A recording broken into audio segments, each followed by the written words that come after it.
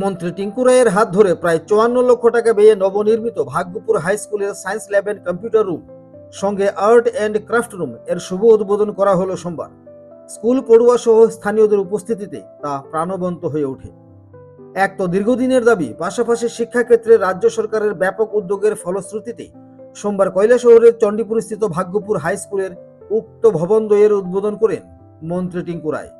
মন্ত্রী ছাড়াও মঞ্চে উপস্থিত ছিলেন জেলা পরিষদের সভাধিপতি অমলেন্দু দাস, বিজেপি জেলা সভাপতি বিমল কর, চণ্ডীপুর পঞ্চায়েত সমিতির চেয়ারপারসন শম্পা দাস পাল, ভাইস চেয়ারম্যান বিনয় সিংহ, চণ্ডীপুর মণ্ডল সভাপতি পিন্টু ঘোষ, ডিইও প্রশান্ত কিলিকদার, ধনবিলাস প্রধান, ভদ্রমোহন সিংহ, উপপ্রধান অবিনাশ শুক্লবৈদ্য সহ আরো অনেকেই। উক্ত অনুষ্ঠানে মন্ত্রী টিঙ্কু রায় সরকারের ইতিবাচক ভূমিকার কথা বিস্তারিত তুলে ধরেন নিজ ভাষণে।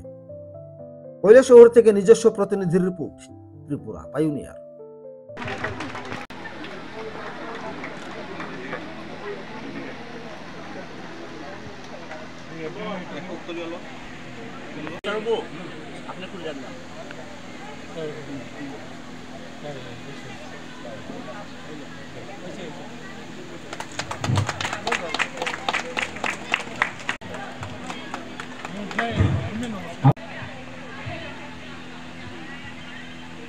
ছাত্রীরা মাননীয় অতিথি শ্রী বিমল কর মহাশয়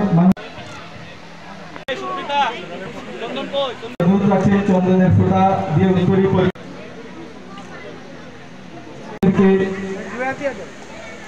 স্বাগত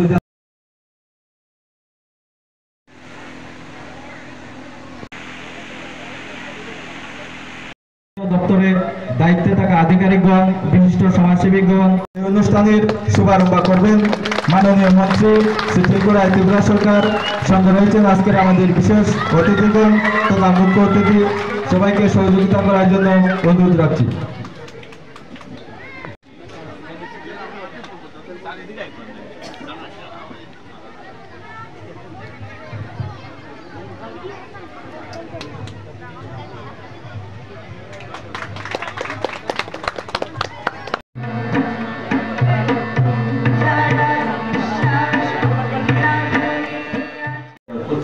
সকলকে ত্রিপুরা সরকারের পক্ষ থেকে ধন্যবাদ এবং অভিনন্দন জানাই।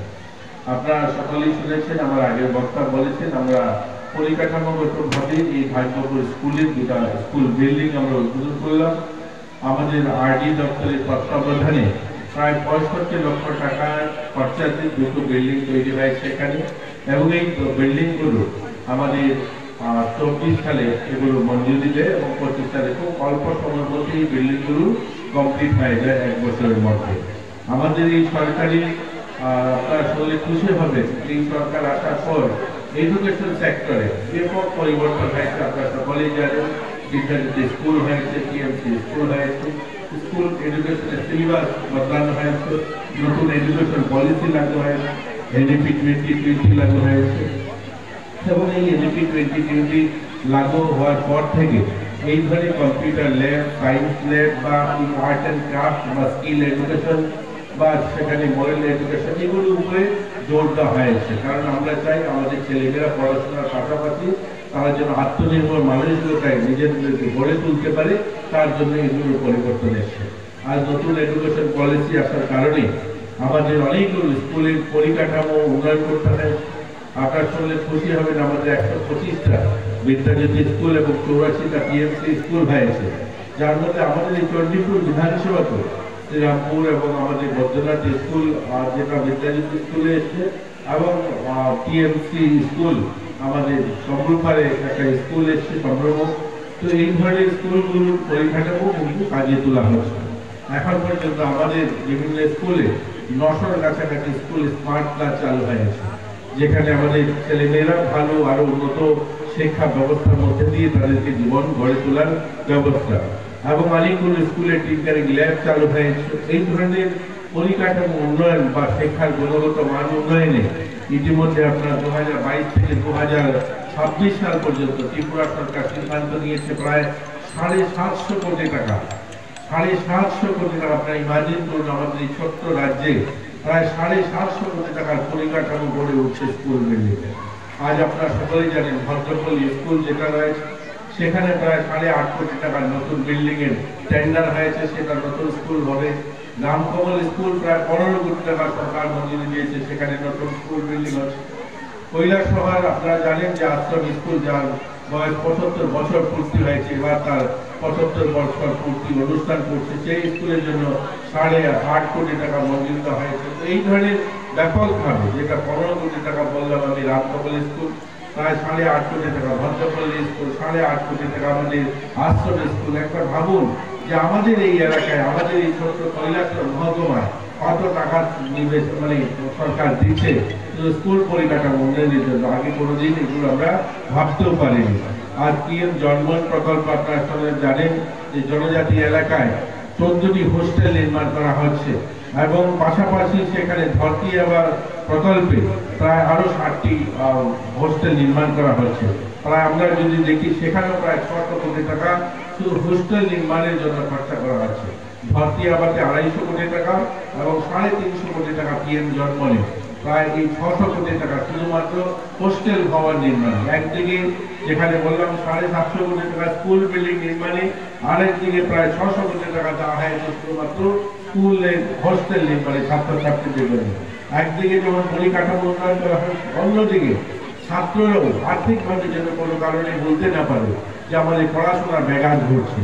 টিএমসি স্কিম নিয়ে আসা হয়েছে, যেখানে আমাদের ছাত্রছাত্রী যারা 10 বা 12-এ যারা ভালো রেজাল্ট করছে তাদের জন্য, 10-এ যারা ভালো রেজাল্ট করছে এরকম 100 জনকে প্রতি মাসে 5,000 টাকা করে দেওয়া হচ্ছে, এবং 12-এ যারা পাস করছে ভালো মার্ক নিয়ে এরকম 100 জনকে 5,000 টাকা করে দেওয়া হচ্ছে, তারা তাদের পড়া চালিয়ে যাওয়ার জন্য, কলেজ কমপ্লিট করার জন্য। অর্থাৎ সেই কলেজে যখন প্রবেশ করবে তার থেকে কলেজ কমপ্লিট হওয়া, অর্থাৎ 4 বছর কমপ্লিট করা পর্যন্ত তাকে 5,000 টাকা প্রতি মাসে দেওয়া হবে।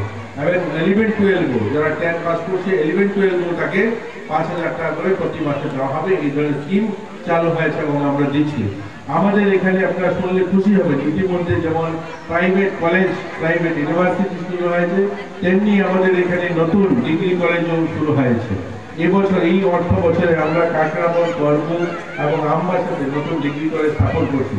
ত্রিপুরা রাজ্যের জন্য আমরা মেয়েরা, এখানে আমি স্কুলে বসে কথা বলছিলাম, এখানে যে স্কুলে মেয়েদের সংখ্যা বেশি, আমরা গর্ব করে বলতে পারি এই ত্রিপুরাতে প্রথমবারের মতো মাননীয় প্রফেসর ডাক্তার মানিক স্যার নেতৃত্বে আমরা একটা মহিলা ইউনিভার্সিটি করছি। আমাদের বর্তমান যে মহিলা কলেজ রয়েছে আগরতলাতে, সেটাকে মহিলা ইউনিভার্সিটি করা হচ্ছে, এবং পাশাপাশি আমরা নলছড়ে একটা মহিলা নতুন ডিগ্রি কলেজ স্থাপন করছি। অর্থাৎ মহিলা কলেজ যেটা রয়েছে সেটা মহিলা ইউনিভার্সিটি হবে, এবং নতুন মহিলা কলেজ আমরা স্থাপন করছি। এছাড়াও আমরা বিভিন্ন কম্পিটিশনে যে এক্সাম বসি, তার জন্য আমাদের ছেলেরা দিল্লি, মুম্বাই, ব্যাঙ্গালোর গিয়ে তারা পড়তে হতো কোচিং নেওয়ার জন্য। কিন্তু আমাদের রাজ্যে এরকম আমবাসা, আগরতলা এবং আমাদের উদয়পুরে এইরকম কোচিং এর জন্য কিন্তু নতুন স্কুল তৈরি করা হচ্ছে, যেখানে ছেলেমেয়েরা কোচিং নিতে পারবে। মেডিকেল আসন অনেক বৃদ্ধি করা হয়েছে, মেডিকেল কলেজ নতুন স্থাপন করা হয়েছে। টিএমসি বা এজিএমসি যে প্রায় সিটের সংখ্যা ডবল হয়েছে, আমাদের ডেন্টাল কলেজ নতুন হয়েছে। এই ধরনের পরিকাঠামোর পাশাপাশি কলেজ, ইউনিভার্সিটি অনেকগুলো পরিবর্তন হয়েছে। আমরা আমাদের দিব্যাঙ্গ ছেলেমেয়ে যারা রয়েছে তাদের জন্য ফাইন্যান্সিয়াল সাপোর্ট, আমরা মাধ্যমিকে যারা টপার 10 জন তাদেরকে আমরা 24,000 টাকা, এবং 12-এ যারা টপার 10 জন তাদেরকেও আমরা 54,000 টাকা করে প্রতি বছর আমরা দিচ্ছি। তো এই ধরনের সার্বিক বিষয় নিয়ে যে আমাদের ছেলেমেয়েরা যেন আর্থিক কারণে তাদেরকে উৎসাহিত করার জন্য এই স্কুলে দাঁড়িয়ে যারা মেয়েরা রয়েছে, যারা একটা সময় শুধু এসসি এবং এসটি মেয়েদেরকে সাইকেল দেওয়া হতো, আমাদের এই সরকার আসার পর 100% মেয়েরা, অর্থাৎ সে এসটি হতে পারে, এসসি হতে পারে, ওবিসি হতে পারে, জেনারেল হতে পারে, অর্থাৎ সব মেয়েদেরকে যারা 8 থেকে 9-এ উঠছে সমস্ত মেয়েদেরকে সাইকেল দেওয়া হচ্ছে। স্কলারশিপ 400 টাকা ছিল ওবিসি বা এসটি, প্রি মেট্রিক স্কলারশিপ ছিল, আজকে সেটা 1,000 টাকা করা হয়েছে। তো সার্বিকভাবে বলবো আমরা এডুকেশন পলিসি যেমন ইমপ্লিমেন্ট করা হয়েছে, আরেকদিকে ফাইন্যান্সিয়ালি তাদেরকে সাপোর্ট করা, পরিকাঠামো উন্নয়ন, সব মিলিয়ে আমরা আমাদের ছেলেমেয়েদেরকে আমরা চাই তাদের উজ্জ্বল ভবিষ্যৎ। আমরা চাই, আমাদের সরকার চায় যে আত্মনির্ভর ভারত নির্মাণের যে সৈনিক, আজকে যারা স্কুলে যারা 9-10-এর ছাত্ররা রয়েছে তারা সেই 2047-এ সৈনিক হবে। আজকে আমরা যারা কথা বলছি বা মঞ্চে যারা রয়েছেন তারা হয়তো সেই 2047 সালে সেদিন হয়তো থাকবে না, বা থাকলেও এই ধরনের নেতৃত্ব দেওয়ার পরিস্থিতি থাকবে না। কিন্তু আজকে যারা ছাত্রছাত্রী, যারা আমার সামনে যারা যুবরা রয়েছে, যারা আজকে ক্লাস 9, 10, 11, 12 এর ছাত্র, তারাই কিন্তু 2047 সালের ভবিষ্যৎ তারাই নির্মাণ করবে। তাদের স্বপ্ন পূরণে কোনো ধরনের যেন ত্রুটি না থাকে, সেই দিশাতে আমাদের মাননীয় মুখ্যমন্ত্রী, শিক্ষামন্ত্রী কাজ করছেন। আজকের এই অনুষ্ঠানে যারা উপস্থিত হয়েছেন সকলকে আবার শুভেচ্ছা অভিনন্দন জানিয়ে আমি আমার খুব সংক্ষিপ্ত আলোচনা এখানে আমি শেষ করলাম। জয় হিন্দ।